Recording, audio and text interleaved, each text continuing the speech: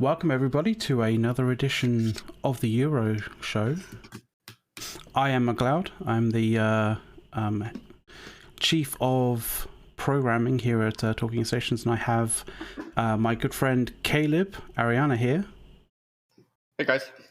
Caleb is he is brand manager here at Talking Stations, and we are going to talk to you about a particular subject. If you haven't noticed the name of the show, you may wonder what that's about, and you may wonder whether that's a little dig regarding in-game stuff. Sort of not. It's actually a quote from a poker star, like a legendary poker star, called Mike Caro. And that kind of brings us neatly on to what we're going to be talking about today, which is gambling, and kind of more specifically loot boxes. Well, it doesn't really matter how you hide the gambling as long as it's gambling, right? Exactly. It's just such a big, it's a deep rabbit hole, and we've been suffering this in gaming industry for what, 10 plus years now, when it actually picked up speed. Yeah, it has, and it's been getting worse and worse and worse as the years have been going. Kind of culminating in what's basically happened over the last few weeks, which is a study has kind of come out somewhat recently. It's funny that it's upside down for me, right? Because the first controversy was not so much this topic, right?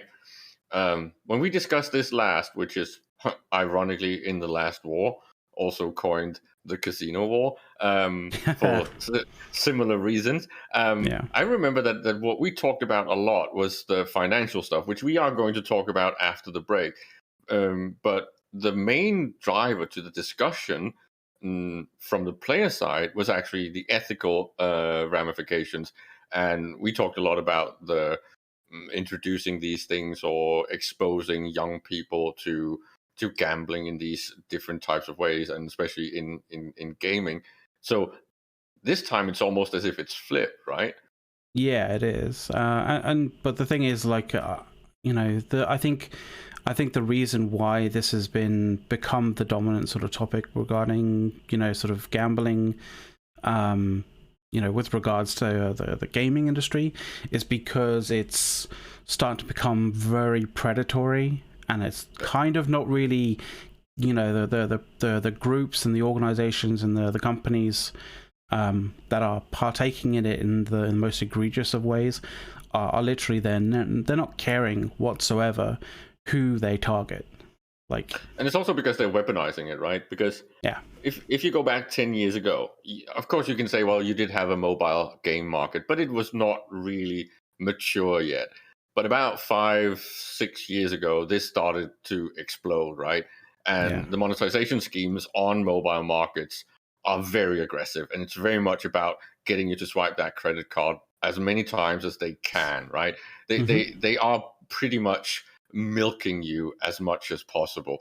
And then you can say that, at least I suspect that there's a correlation between that ramming up, because they kind of stole more and more of the actual monetary market shares of gaming, right? To a point where it almost started becoming a little bit ridiculous. So if the traditional gaming should have kept up, they would have had to almost double or even maybe triple the subscription fees and the initial cost of their games. So instead, they started doing similar things, right? But they did that with things that are of a gambling nature. They started ramping up their vanity stuff.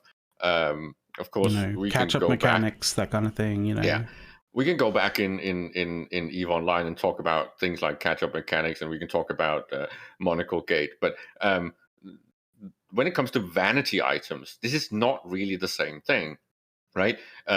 A sparkly unicorn, and yes, my girlfriend bought me a sparkly Pegasus flying thingy in World of Warcraft, and it was ridiculously expensive, right? But I said, that's actually fucking cool, right? I thought that thing was cool, and she said, if you fly it, I will buy it for you. And I said, of course I'm going to fly it. It's camp as F, and I will fly it. So she bought it for me, right? It's because it's so ridiculous that it's like, oh yes, I must have it. Exactly. So I had to get one of those, even though it was stupid costly. It's the same with the monocle, right? And we talked about $600 or $1,000 leather pants and stuff like that. It's like, yeah, but that's still just vanity stuff. This is not about vanity. This is really more about catch-up mechanic and pay to win. And this is where it becomes a problem, because if you tie the player's ability to play or feel that he's progressing or winning or staying ahead with these monetized models like loot boxes and items that are directly pay to win items, then you start having it's not even just initially it was not an addiction. Initially it was just a requirement. Yeah. But we are kind of you are sort of like running away into the second part of the show here, like to some degree. Oh yeah. But that is what we're going to be talking, much more extensively about, like at the second half of the show. But what I meant with it was that initially it was the incentive and the motivation that was what I would call a psychological and natural driver that tied into the game, right? It tied into the game and it tied into you. It was not so much. This is why we had these discussions during the Casino War about why is gambling in game environments wrong and why should it be controlled, right? And then, of course, for other reasons, it was a massive issue in EVE Online. But ironically, it's actually a minute issue in EVE Online.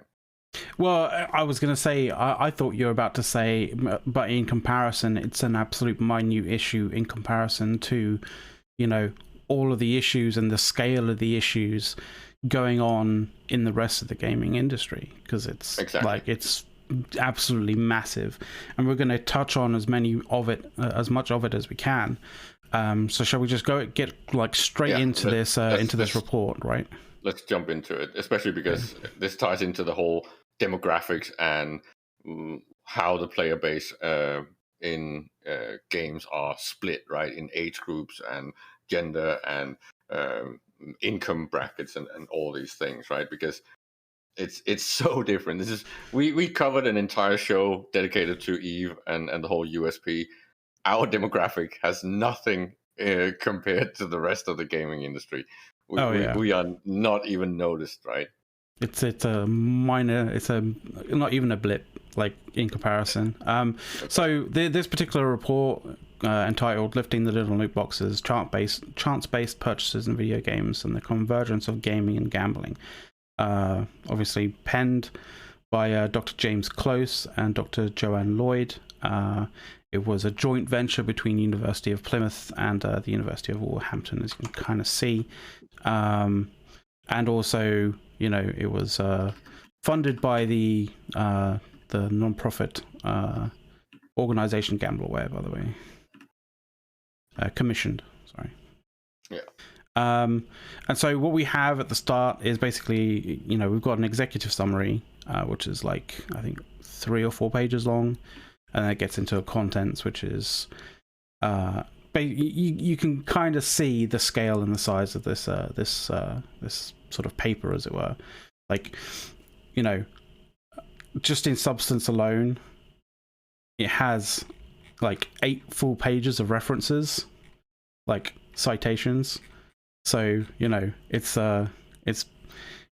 pretty complete, to be completely honest. It's a massive piece of work, right? And when did they actually start it? I'm not entirely certain. I think it's been kind of like an ongoing thing for a little while. January 2020. So they've been doing it for it was like, say, 14, 15 months. Yeah. Just collecting all this data is quite a big undertaking, right? Yeah, so the key questions that they wanted to actually answer was, these ones here. What evidence is there for links between loot boxes and problem gaming or gambling? What are the player motivations for loot box purchasing? Does loot loot box purchasing lead to harm, financial or otherwise, and any groups such as young people or children particularly at risk, and if so, what can be done about it? So, very understandable questions and sort of things to find out about this particular issue. And again, I'm almost inclined to say what I said the other day in our latest TIS thing. I'm having flashbacks, right? This is again when we did the whole thing about walking in stations, and this Tuesday, I said, warning, we need to have a date in the corner, because otherwise people will think this is all news, because we covered so much of this during the casino wars. We were discussing so much the whole thing about gambling. Of course, now we have an actual report. This was the thing we were missing back then. So exactly. It's just interesting that it took this long. The interesting thing was like that show, we had to punt this particular part because it was meant to have been this third part to the show, but like the first two bits were just like had so much in it that we couldn't just cover it in a single hour. So it was a case of like we're gonna have to punt this to Friday. So the Friday show is basically all about this. So. Because this is so big, right? Because it's massive infection of the gaming industry. There's really only, in my opinion, two big problems with the gaming industry. One is the monetization models, and the other is the actual employment situation for the employment climate, right? They are treating their employees very badly. It's maybe the worst job you can get in an educated environment these days. And when you consider how much money is basically coming into gaming, you kind of have to wonder where all of that money's going, because like it's becoming ridiculous. Like it's becoming absolutely ridiculous, and you can tell that like the financial situation is very, it's night and day between sort of like the people doing the grunt work kind of stuff for it, and like the top execs who are basically just walking away with like ridiculous bonuses. I think, and this is because it's so new, right? It is. I think it's fair to say that the whole industry was born in around 95, right? And that's the age of it, right? So if you compare this to the other two big industries that's had, call it, similar problems, which would basically be the movie industry and the gambling industry, right? The actual real life gambling. I would also say the sports industry, like the sort of sports media industry. Yeah, but of course they are then tied into the actual TV and media stuff, and then it starts getting really complicated, and then we have to talk about who decides to sell the World Cup in soccer to Qatar that doesn't even have a team. Yeah, exactly. This is just a whole different, for another day. We can do FIFA as a EuroShow coverage at some point if we want. So yeah, that might be quite good actually. Thinking about it. It is these two industries, like the movie industry when it comes to workers' conditions, and then the gambling industry when it comes to regulations. I think these two have a lot in common, and it looks to me as if what happened is that both when it comes to scale, because the gaming industry is right now bigger than movie and TV industry, right? It's definitely. I think crazy. If it's not already there, it's trending there to be past the music and film and TV industry by the next few years. Yeah, and it's just crazy if not already. I think it actually did surpass them recently, but the point is that the scale of this and the growth and the speed of growth and the lack of regulation when it comes to legal stuff, they've just not been able to keep up with the industry. The industry has just run away from normal regulators and any type of meaningful oversight. I think we've always, us gamers, we've talked about many of these issues because we kind of knew what they were doing, whether we were talking about psychological effects and Skinner boxing and all of these small things, right? And I remember when they talked about real life gambling doing these things, with the lights in the casinos, with I think, is it oxygen that they ramp up in the air, so you're so more you feel aware and more stuff. awake and alive and alert, like it's almost like, you know, because you're partaking in the gambling, it's kind of like it's made you feel more alive, so you want to do it more, right? I'm saying with the fact that they don't have windows. Very deliberately, so you don't actually get the feeling of the passage of time. So all of these things. I've experienced that. Like, you know, if you've ever like been in a studio, like a sort of like a recording studio, like same sort of thing. They don't have windows in recording studios because it's like a very sort of hardcore kind of work environment as such. And you know, you don't want to know the passage of time, because once you get into sort of like a creative flow, you don't want, like, you know, oh shit, it's dark outside, to kind of stop that thing. So exactly, you know, along with some of the other sort of physical aspects of that, like, I know you can be in that situation where you're just like, you know, you have no idea what time it is. And all of these things, I remember when people talked about this, it was almost regarded as tinfoil hattery.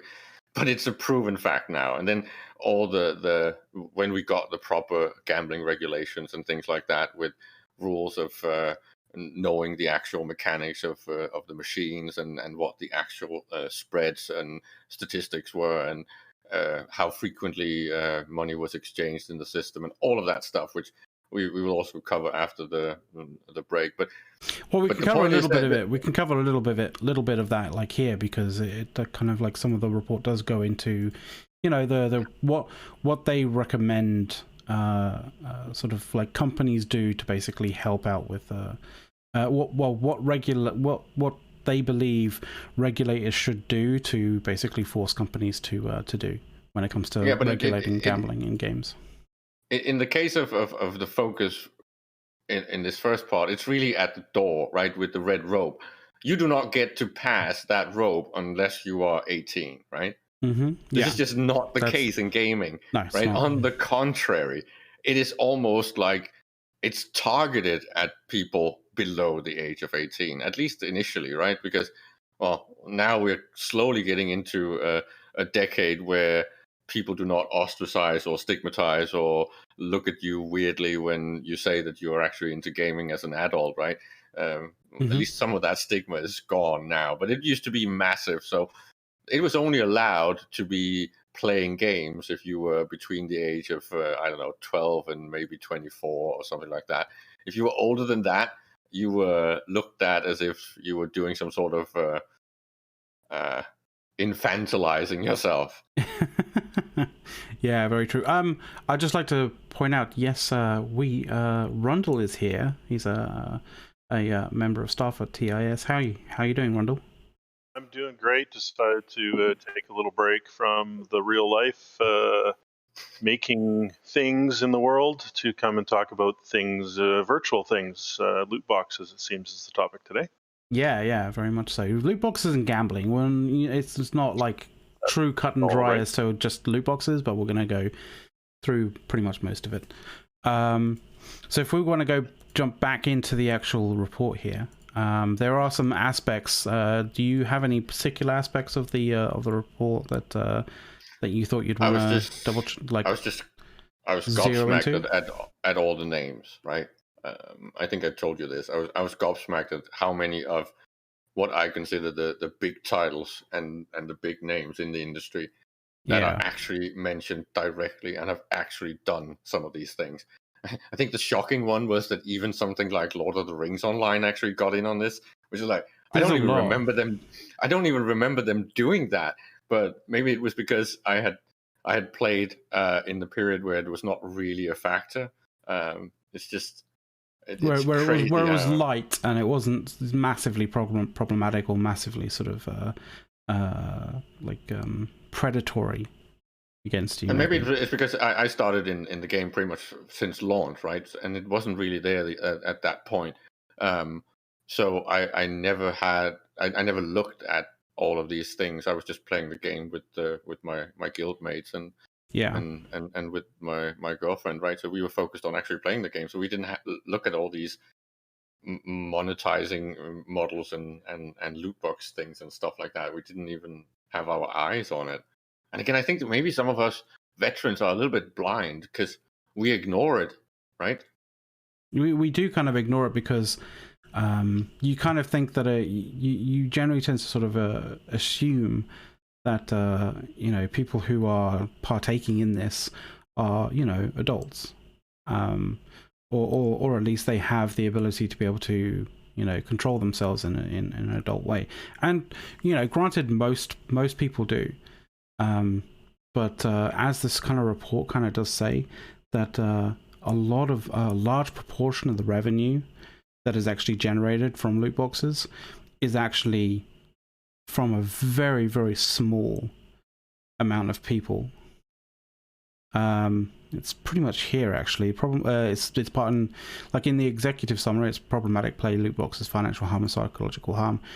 It says, for example, around 5% of loot box purchases in our data set generates half of the industry revenue from loot boxes. So 5% of the people purchasing loot boxes generate 50% of the industry revenue, which is just insane. And you would think like, oh yeah, but those are probably, that 5% are probably, very rich people who are able to like throw 100 a month or 1,000 a month on loot boxes and that kind of thing and not really blink an eye. In actual fact, there's no evidence that higher loot box spend is correlated to higher earnings. Like, so, it's one of those things where it's not a case of people who have a large amount of income end up spending a large amount of money like on loot boxes and that kind of thing. It actually ends up, becoming more of a psychological issue that people are. I think Table 3 has all those numbers, and it's shocking to look at this numbers. Yeah. And it's scary. And again, then many people, I think, traditionally would say, well, it's not me, and I'm not in that risk category and stuff like that, or it's a specific people with an addictive personality flaw and stuff like that. It's not that simple, right? And this is because that really angers me, right? It's this arrogance that they are immune. And I can just say that I am usually not a victim to these things, but I have been, right? I have at least people. You would know people who may have. Oh yeah. I've had at least 2 scenarios where I got hooked and caught in this, right? The first was, of course, when I was a teenager and doing the whole Magic the Gathering, because I could not control myself in that thing. Every single fucking extra money I had went straight into that thing. I had, I do think it's almost in £1,000 worth of cards in the end. It was crazy. I just spent so much money on it because it was so addictive. The whole feeling of opening those packs, right? And then looking through the cards and seeing what you actually got. And then the whole post thing where you're sorting them and figuring out how many you have of the different things. And then you're starting to do the whole swapping with the other people and optimizing your collection. It's just so addictive on so many levels, right? It's both the collector's edition thing, and then it's the chance thing of opening those packs. Yeah, it's crazy, and I think most people can get hooked on this if they are passionate enough about the actual product. Yeah. Where does the product with overlay with that reaction and that internal euphoria of doing that, right? I mean, in North America, sports cards are huge. But, I did actually want to touch on this real quick, Rundle, because they did point to this specifically. Like there's a part in the executive summary that sort of says about it, and obviously it's massively expanded upon in the the main text of the actual of the report. But they it's with regards to loot box defenses, industry self-regulation, and previous policy responses. So they kind of basically say in the report that there's been a series of arguments rallied in defense of loot boxes as an unproblematic non-gambling activity. For example, loot boxes have been compared with earlier unfounded video game related moral panics, but also where is it as well? Loot boxes have also been defended as surprise mechanics, no different, for example, to say a Kinder Egg, which is kind of like a child's sort of like confectionery, which includes a toy, and it's like kind of like a random chance as to what toy you get. Very much in the sort of same sense of sort of baseball card packs, where you can open a card pack and you find out which one you get, which sets of cards you get, etc., etc. McDonald's uses it, right? They have in a way. There's a Happy there's a Meal lot thing. of If you want the full collection of each of these promo things in the Happy Meal, you have to buy it a lot. You can, of course, convince the people to actually put in the pack what you need, but they're not obliged to do so. So it's again a added sales ramp up thing that they're doing with that, and it's specifically targeted at kids to get you to do the whole nagging effect, right? Yeah. So this kind of section in the actual body of the work is specifically talks about problematic about like the comparison to collectible card games. So it says, firstly, a study investigating players of collectible card games, a physical analog of loot boxes, could not repeat the associations with problem gambling. Secondly, the scale, the scope, the availability, and the technological sophistication of loot boxes is substantially greater than traditional surprise toys. So basically, what they're saying is like, all of the way the dopamine hit that you get when you're opening loot boxes, with all the kind of like the fanfare that goes on when you open it up, along with their availability that you can just repurchase and repurchase and repurchase, is like so makes the kind of comparison between loot boxes and like collectible card games, physical card games, like just completely it's not a comparison. It's a false equivalency, essentially. But that's where I was going, right? I've watched my mom walk into an antique store, and that's her loot box. She has that euphoria, and then she's like, oh, and now she gets this little hit, and they're in a certain area of town, or they're traveling, and then you got to go into another one and another one, and next thing you know, you've spent 3 hours going in and out of all these little stores. Where do you regulate the dopamine euphoria effect of the ability to spend? She could spend way more than any of us spent on loot boxes if she walked into the right store and found the right thing, right? The difference is in this being a normal end consumer product, right? When you're talking about specific types of products, then it's usually fans, aka proper fanatics, that get that dopamine fix, right? If you're talking an art shop or a hobby shop, I'm sure if you take someone like Brisk into one of those hobby shops with all the models, he's going to get little tinkly eyes, and he's going to be high as a kite and want to buy everything, right? But most people don't, right? So I think the difference is that this is something that can hit everyone, right? Because it becomes such a huge market, and this is back to using these effects of how you promote it, right? If anyone out there is a comic book freak, if you remember the way that they did the special edition covers and all that stuff with the glitter and the blingy colors and all that stuff, so they increased and boosted that dopamine high, right? And it's the same with the packages of the Magic the Gathering things. And then when it came into the gaming industry, they just weaponized this to the max. This thing is more shiny, more blingy than any Las Vegas one-armed jack thing. And it's 3 clicks away.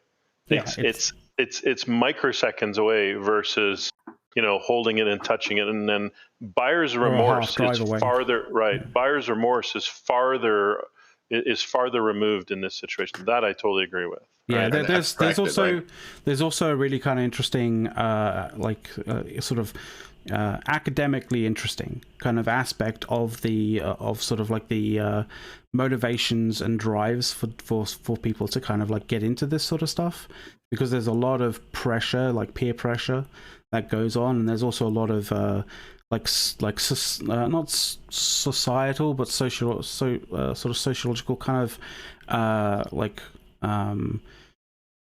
kind of in sort of like a sociological environment that basically says, like, you know, if you get into doing this, you're gonna be like one of the cool kids, all of that kind of stuff, right? I think we all know if you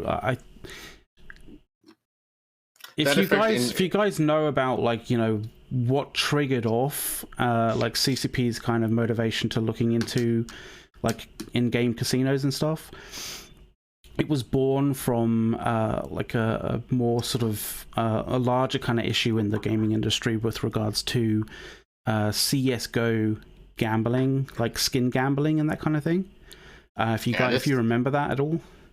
Yeah, this digs into the topic that's after the break, and we are coming up very close to the break. So maybe we should do the break now, and then pick it up with when it comes to mechanics and the whole technical side and regulations and rakes and all that stuff, which is behind that, right? Because it also takes us into the financial stuff. Yeah, great. That's probably just enough time for me to run out and get a lottery ticket and a scratch off. I'll be right back.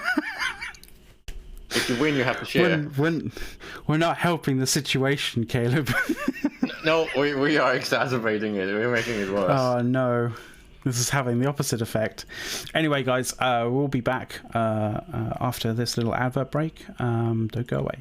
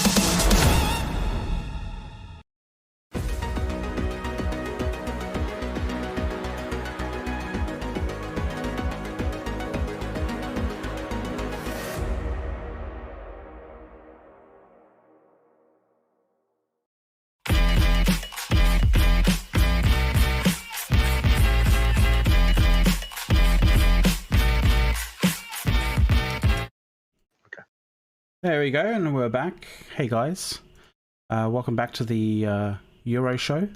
We are talking. I'm out of breath. I just made it back in time.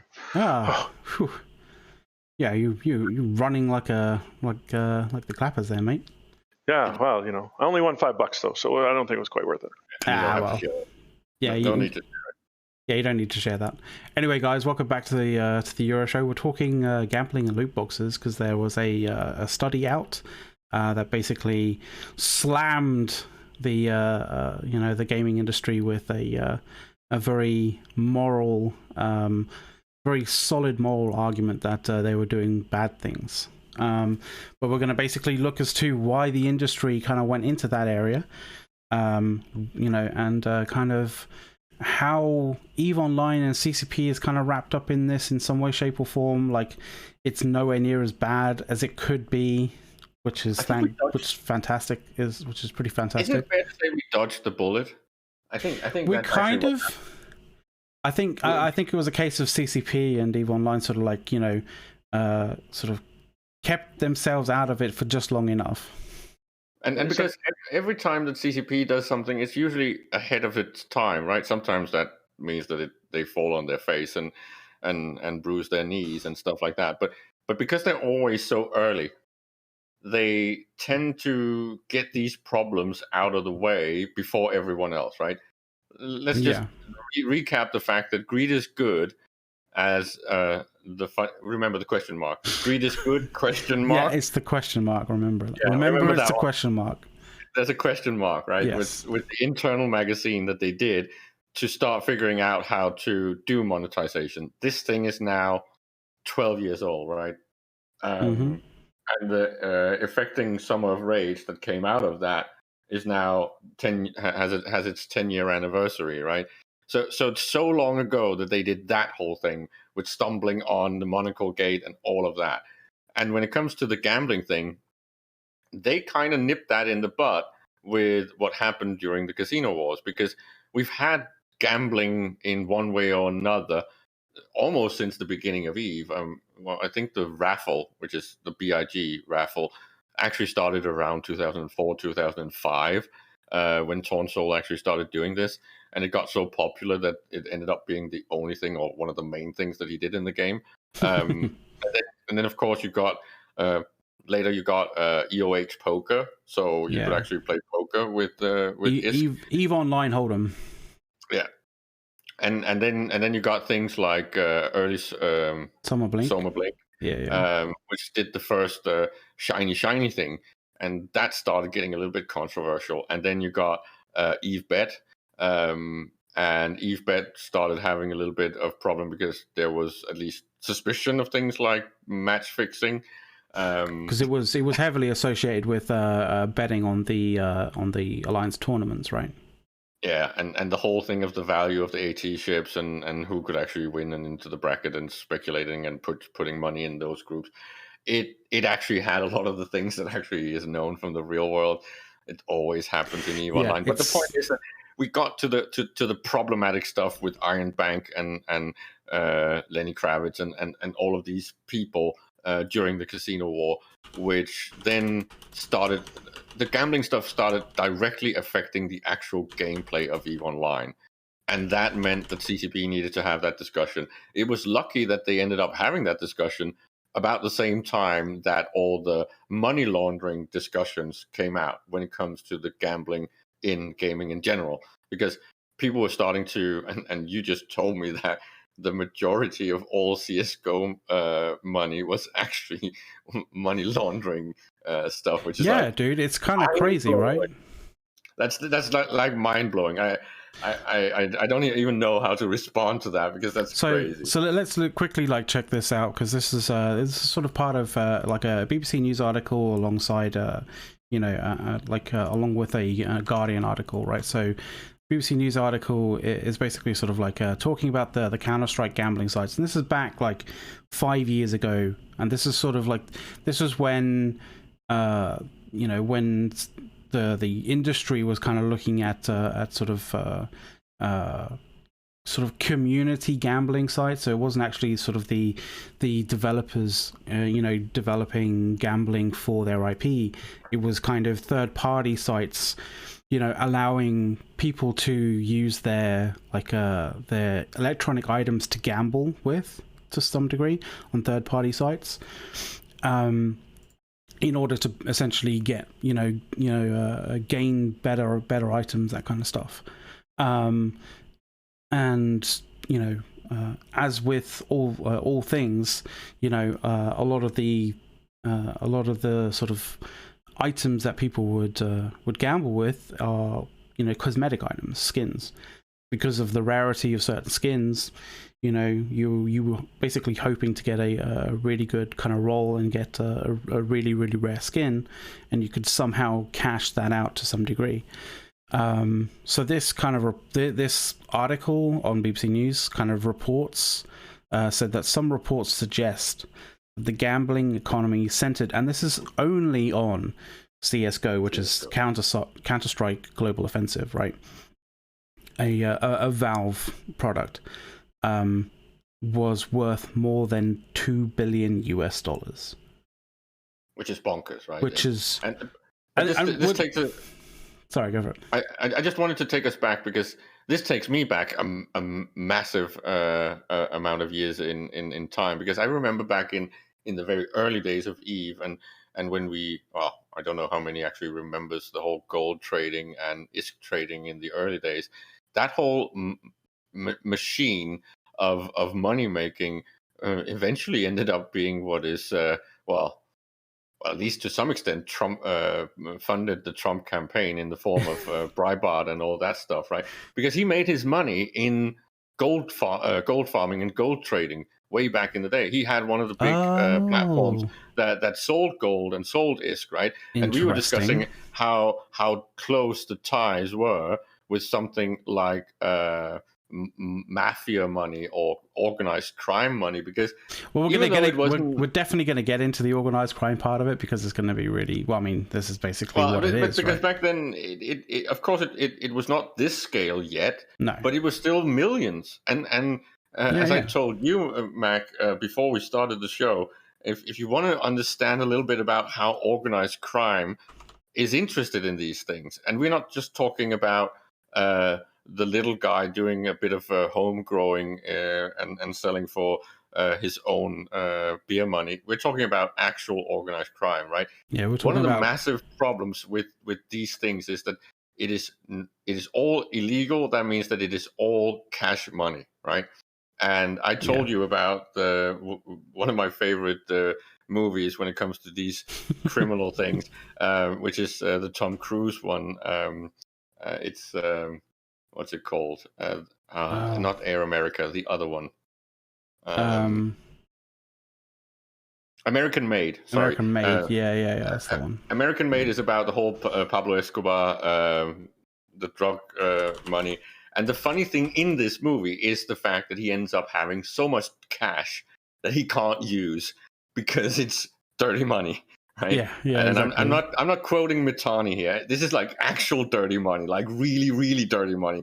And he had them in cupboards and in the basement and dug down in the yard. And there's like money all over this movie. And it's of course exaggeration for the sake of Hollywood, but it's not even wrong, right? This is a massive problem when you're talking about cash money, criminal activities. You need to convert this into legal money. And you do this with all these different types of money laundering.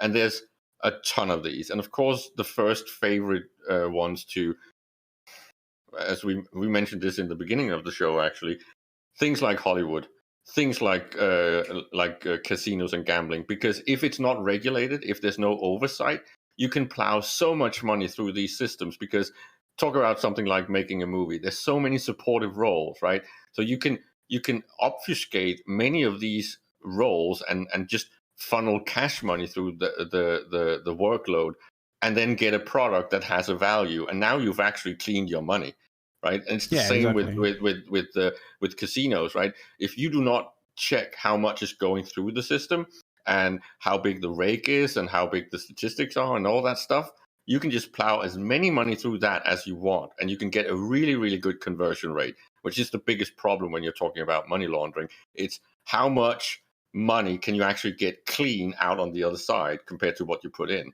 And when we're talking about... But the thing is, like, when it's electronic and you're passing it through different electronic exchanges, where whether it's transferring it from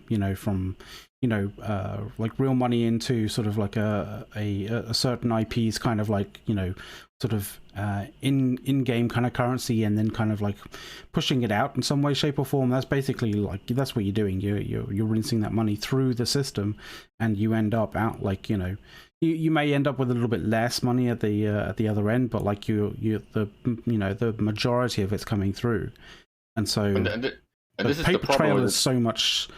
It's gone. It's gone. Yeah. And because it's electronic, it's so much easier to basically to use and to spend and to even more so 25 years ago, when a lot of this stuff started in games like EverQuest and EverQuest 2 and then into even World of Warcraft and Counter-Strike, all these different things that had some sort of item that you could buy. There was always rampant advertising and money laundering, real and in-game laundering. And of course, the policies back then and the ability to find the people doing it were nowhere near as sophisticated now. But it's been going on for a long time. Yeah, the scaling has ramped up massively because, of course, the actual client market has grown exponentially. So, of course, now there is a little bit more oversight. At least there is an intent to do so, right? There's definitely more. There's definitely more. Like, I mean, we're going to that that Guardian article that basically says that, trading found to be nearly all money laundering. But it was also when you triggered something which I realized, like I saw an article about that like only a few weeks ago, kind of thing. But it was that that the FBI is actually investigating match fixing in CS:GO now. Like they have a department in the FBI that works obviously for match fixing, in regular sports, but they've expanded that particular department to also, encompass, esports. So and this is where all these things are tied together, right? You talked about sports, and I talked about casinos and about the movie industry and all that. It's really about how easy is it to plow that money in there in ways that is obfuscating oversight and information. It is about corrupt and dirty money, and the fact that the gaming industry has gone to this size that it is now, where it is, I think it's bigger than both the movie and the TV industry. That means that there is no longer the interest scale problem from before. Before, it was in the early days of gaming, the people that wanted to use this for something like money laundering was the small to middle range dudes, right? Because you couldn't do this on a Pablo Escobar scale, right? You couldn't do this on a massively organized crime scale because there was just not enough activity going through the system. But now there is. So now it's everyone that's interested in this. And this is why I think it's been so difficult to get the gaming industry to actually do something about it, because it's a mutual interest thing. It's a symbiotic thing. But the thing is, it takes. Oh, sorry, go for it, Rhonda. What I was going to say was it was going to throw. You made a statement, Caleb, and you did as well. It's kind of McLeod that kind of got me thinking along this. That was something that was kind of sitting under the surface of my head, and this is the uniqueness of Eve. Right? What in other games, what is mine, and once I get it, it's mine. In Eve, what is mine can be yours, right? And so there's like a subtle difference in the game. So every time I go out and I shoot a ship and I blow it up, that's like the loot box. I may or may not get parts of what you do or don't have. So there's an element. Interesting way of looking at it. Right. There's an element to just how this game works and is played, and the economy and the interactions of all players, and just the baseline that everything's in flux and everything could be yours and nothing could be yours at the same time. Whereas, and so, maybe it just doesn't even fit into this game, right? Because the only thing actually that is mine and remains mine is, for example, anything that I've done to my avatar, the monocles, the shirts or whatever. Once I put those on, they're mine. You can't take those, doesn't matter. And it's not even true anymore for implants, right? Now that you can during certain events, I could even lose my implants. I certainly can lose them if you pod me, and they can't be yours. So there's this element of loss, which just changes, I think, the dynamic of the concept of a loot box in a broader sense. In the gambling sense, I think spot on. CCP and Eve have already gone through this a little bit, for sure. But in the way that it seems to have morphed, and reading the report, this I may or may not get the thing, and the thing that I want, Caleb already has, and I want to be like Caleb. So I'm going to have to spend way more money than I should to try to get the thing. Well, in this game, I just go blow up Caleb and I get the thing, maybe. And if I don't, I'll go blow up McLeod because he's also got the thing. And I'll just keep blowing people up until I get the thing. There's a really interesting point there that you made. I never thought of like blowing up ships in the sort of sense of it being kind of like a loot box. Well, it's an unpermanent economy, right? It's got a lot of natural cyclical stuff happening, but of course it's only as cyclical as the risk aversion in the game. So, but when you look at the scale of the game, so the size, right, the fact that we're 500,000 players, let's be nice, compared to several million of players, right? Yeah, it's a completely different scenario. And when you then have this non-bind-on pickup thing where Rundle can almost backstab me and get my stuff, can't get all of it, but at least he can sink some of the stuff out of the game. So this is similar to the whole pay-to-win discussion that we keep having in EVE Online. You can't really pay to win because what you pay does not. It's not certain that it's going to benefit you. You know, it's actually kind of funny because it reminded me of something that happened literally this morning. Being on a Pando fleet, going against a fraternity, we ended up, I think, taking down. I think we took down a few ships. One of them, I think, was a paladin. No, those details. I know. Like, but basically, but basically, we took down a paladin and had a few sort of juicy things on it, right? And one of the Kiki kind of pilots grabbed the heat sinks, right? So, you know, he's essentially, he's like, you know, oh, I got a great a great win there, you know, I got a great loot from my loot box. He grabs it, and guess what happens? FC targeted him, and you guys killed him yourself. For no. But like some like you know, in the continuing fight, Fraternity kills that dude, and he drops the heat sinks as well. So it's kind of like in a really strange sort of way. That, like, but either way could have worked, right? I mean, it could, even the scenario I painted is not something that happens in the other games, right? Yeah. That the cycle of loss is so real that it might even be enough to overpower the dopamine drive to acquire. But then the nice thing about the you know, the examples that we've kind of said with regards to EVE Online is that, you know, a lot of the you know, a lot of the player agency is there.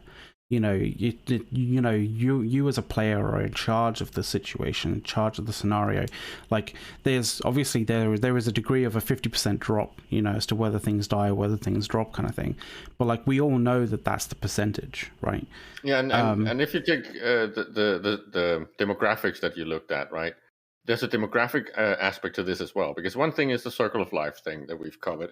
The other is the scalability when you're talking about things like money laundering.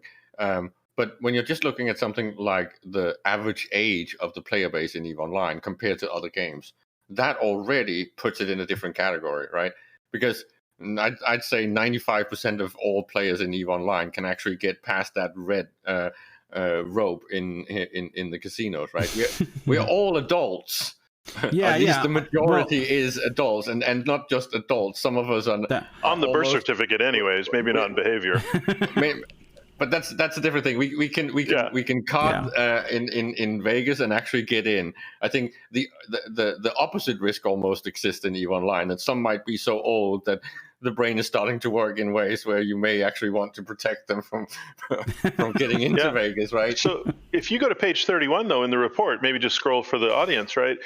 Take a look at the age demographics of the percentage of people.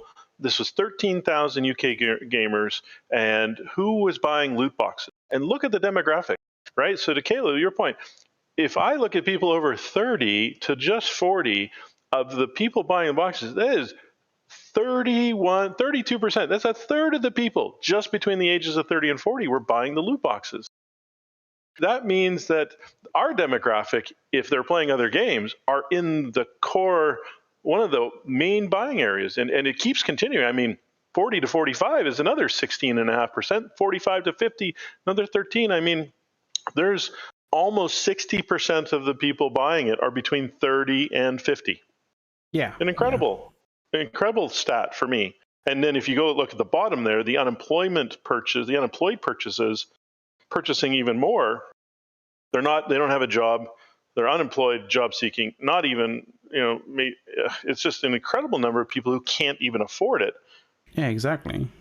I would have liked this report to also include a comparison model to, well, at least a chapter doing comparative models when it comes to the demographic stuff and demographic behavior to other types of gambling to really nail this home, because I see some of the same patterns that you see in other types of gambling, right?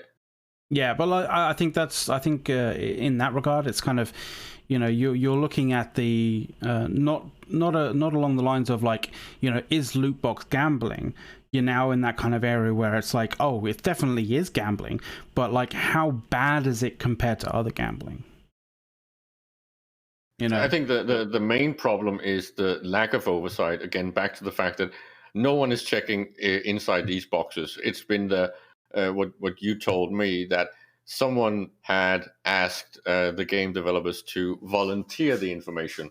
This is not an option in Vegas. You have to tell us exactly what's going on inside that machine. Otherwise, you're not having it in your casino. Yeah, exactly. That's right.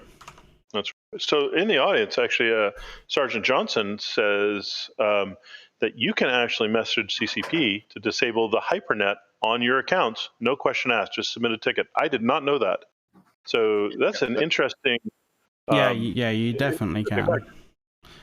Yeah, this was discussed when it was launched, that it's the equivalent of a parental lock, right?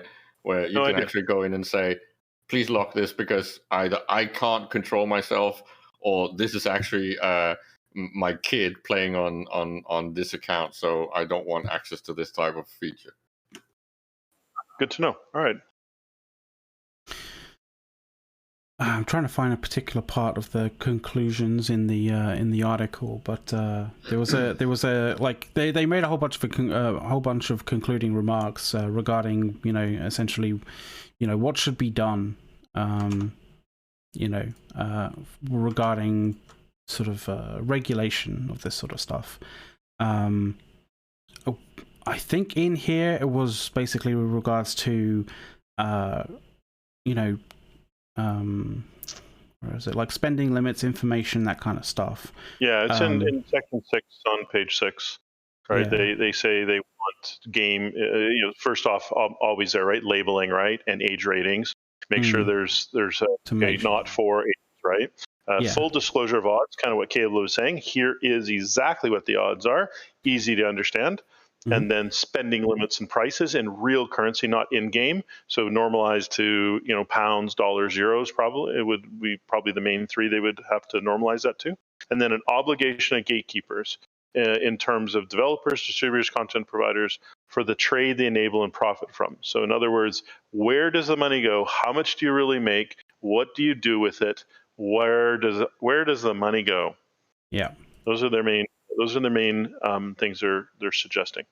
Well, I think we need to go further than that. I think we need to get into the whole discussion of similar regulations that we do with actual gambling, and I think there needs to be some sort of oversight and quarterly audits where the tax man and the legislators actually know exactly what the mechanics are inside these things, knows exactly what type of revenue stream they provide and create, and then they have to come up with regulation models that actually fit the new type of gaming and entertaining. Because I don't think it's maybe a good idea to start requiring that they put these on the outside so everyone can see them, because you could argue that this is actually a trade secret, right? This is something that is unique to each of the games. But someone needs to have oversight on this, and these oversight committees. I think it's just funny that there is more regulation on how much blood or how much tits or genitals are shown than how many people can get their future and their economic realities completely broken, right?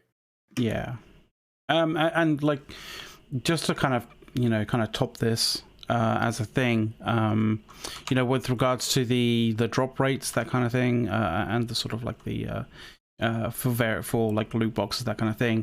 I think a lot of people, see EVE Online and see the fact that they're now a sort of like the parent company now of CCP is Pearl Abyss, right? And a lot of people kind of look to, how Pearl Abyss is kind of conducting themselves with regards to, gambling and sort of loot boxes and that kind of stuff. one of the things that kind of showcases maybe how Pearl Abyss is looking at it, like from a responsible kind of way, is they actually do publish their drop rates on their actual store, on their on their site, which is like a very, it's a very responsible kind of thing to do. I know that there's, you can say that like other companies and have kind of done this sort of similar thing where they've kind of gone like, oh, this has a less than 1% drop rate, like, but that is just, that is bullshit. Like if they say less than something, that what they're doing is they're trying to obfuscate shit, right? And because it's way worse, like the drop rate is way worse than they want you to believe, essentially. But like this is why I said we need a gambling commission to actually have eyes on this. And this is again why I said that I had a little bit of a deja vu moment and felt like it was Casino Wars all over again, because I remember us discussing this way back when we looked at some of the gambling sites that were running during the Casino War, and every time we tried to explain what the problem was, it was always about the fact that if there is no insight into the actual mechanics of what the rake is and what the chances are in the actual distribution, you got exactly what you got during the Casino War. And I think Lenny Kravitz, it was Iron Bank, was actually on a stream with Run USMC talking about these things. And he almost directly admitted at the level of shenanigans that was happening inside this engine, and that they could basically do things like RMT completely without CCP having any idea about it. Yeah. It was pretty bad. Like, and this is kind of like one of the aspects of the sort of like the community gaming the community gambling culture that like was around basically every kind of game, any kind of game that had like microtransactions that you could trade in some way, shape, or form. Like this was just prevalent until Valve kind of decided that they were going to be the first to sort of clamp down on it, and it was from then onwards that sort of like third-party gambling sites were kind of taken down, and it was during that kind of time that a lot of people kind of realized that there was some serious shenanigans going on with those sites. And just as an end remark, on my part at least, which is the last thing that I really want to touch upon on this show, is that the next big thing of this kind is going to be exactly what CCP is starting to tickle a little bit when they're talking about being able to actually earn money from just average gambling. We're not talking about pro league, but average gambling. Things like having income in a similar way to cryptocurrency, but just with your quote-unquote sweatshop job in a game. This is going to be the next big thing, and it's going to be bigger than most people think, because we are on the other side of COVID, right? Things like remote work and digital work is now starting to be explosive. It is really becoming normalized. This is where you will then see this grow in a similar way as gaming has grown. And when you then start having globalization and transaction of money, which is equivalent to what will become your income, then we start having problems with Mr. Taxman again. And how do you manage all that? The fact that CCP is even opening this Pandora's box a little bit, even just a jar, it's just going to cause even bigger problems than gambling, in my opinion. Maybe not 2 years from now, maybe even not 5 years from now, but 10 years from now, this is where you're going to, if I'm still here, you're going to see me doing this, and I'm going to go, can you remember when we talked about this with Rundle and McLeod on the EuroShow? Exactly, dude, exactly. So with that, we should probably end the show. We could probably go on for quite a while talking about the intricacies of this, because this, like, it's expansive, it's crazy, and chances are, with the industry being the industry, we're gonna fall back onto this topic at some point in some way, shape, or form. Someone's gonna do an oopsie, and whether it's a comment on Reddit that gets downvoted to hell or not, like, whatever it is, we will probably end up coming back to this topic, time and time again. But like, we wanted to do a single show that really, like, tackles this subject really well. And I think we kind of did. So with that, I'd like to say thank you very much for tuning in. Check out the US time zone show with Matterall, talking about in-game stuff, in-game news, and stuff around EVE Online. But until then, take care, and we'll see you on the next EuroShow. See you Tuesday.